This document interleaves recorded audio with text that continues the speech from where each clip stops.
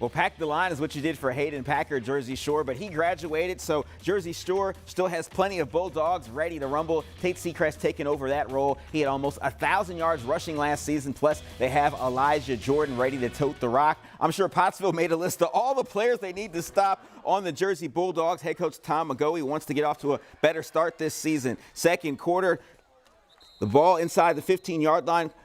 Cole Becker, it's batted in the end zone. We're too short. Defenders fall on it for the Bulldogs. And right now, look at what happens.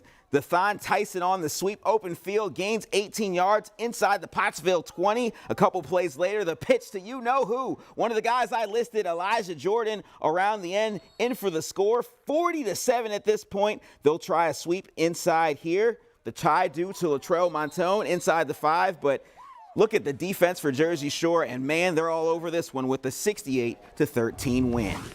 Jim Roth, the definition of excellence since 1984, has more wins than anybody else in the state. Starting off this season against Berwick, said they'd have to rely on their defense this season, but they got to be happy to have this guy back on offense and defense. Garrett Garcia, a 45-yard run off the left side, heading to the end zone and all the way in for the score. Said it was hard to watch last season, so he's happy to be back. Well, actually, a few plays later, he takes it into the score for a touchdown here to make it 7-0. Berwick trying to come back. Ethan Lear rolling out, but you draw it up, we shut it down. Isaac Carter coming through, forcing the incomplete pass, and then you know who's getting the ball back. Mama's putting this on the refrigerator when you come back from injury. Southern Columbia with the big win over Berwick, earning the shutout 50-0. Dunmore with a moment of silence tonight to celebrate the memory of legendary coach Jack Henzis, but it was far from quiet. Old Forge coach, well, he was far from quiet. Old Forge coach Mike Schuback says his players, well, they always took the time to listen to a man that certainly was a legend. He always had things to say, always encouraging things to encourage other people. So before the game, they had a moment of silence to celebrate not only him, but a legend of the program, a supporter, Frank Montero. Both of them died before the season. First quarter, Old Forge punting way back from their own end zone and still figuring things out with only one starter returning from last year. And Dominic DeSando is like, no sympathy from me. Watch him weave through everybody. Still going to work. He's been waiting all offseason, got the stiff arm there, and he's still rolling. Special teams can always be a question mark in week one, and Dunmore certainly solved that mystery to take a 7-0 lead. Second quarter, Dunmore gets the ball from about the 35-yard line, and you know who it is. They know his name by now. Breaking through up the middle to make it 14-0. It's Dominique DeSando. Old Forge with the ball with 40 seconds left. The snap is in the air, and that's not how they drew it up. Dunmore comes down with it. It is Nick Donvito for a 19-yard touchdown. Dunmore wins this one 35-12. Another big rivalry matchup, Palmerton area. The Blue Bombers taking on the Lehighton Indians. Opening kickoff, Palmerton. The defense gave up big points last season in losses, and this is certainly helping them out.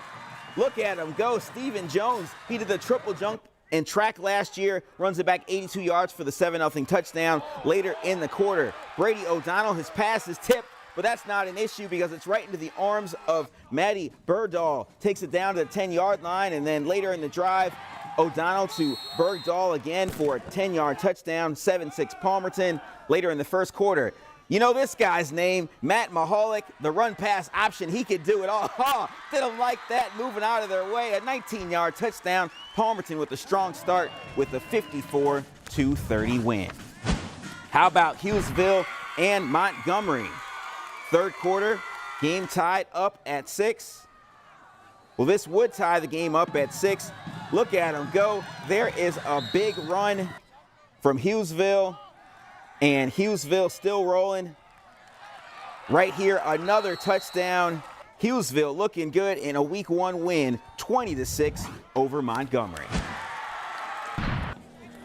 Loyalsock starting off the season against Burkes Catholic, the Saints out of District 3.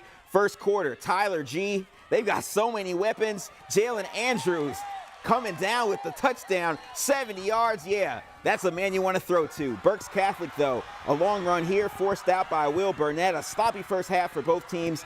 2 interceptions, just 4 first downs for Burkes Catholic. Loyalsock tries the short carry here, but they fumbled. It's turned over. Burkes Catholic right here scrambles. Oh, that's not what they wanted to have happen. Loyalsock coming through and finding a way to come back to win this game, 25-21. Jim Thorpe and Blue Mountain from Schuylkill Haven High School, first quarter. Jim Thorpe, Cole Lazaric drops back to pass, but he is in trouble. Dylan Foose for the 10-yard loss. Next possession for the Olympians. Lazaric tipped and is intercepted by Luca Kaufman. Blue Mountain coming through with a big play. A couple plays later, the Blue Mountain quarterback, Tyler Miller, won the quarterback battle, keeps it himself, scrambles all the way down to the 3-yard line, scores 2 plays later, but it was all about the defense here. Jim Thorpe quarterback, Cole Lazaric, this time he has time, throws it deep, and he finds Justin Yaskavich for a big 50-yard gain. On 4th and goal, that's not an issue.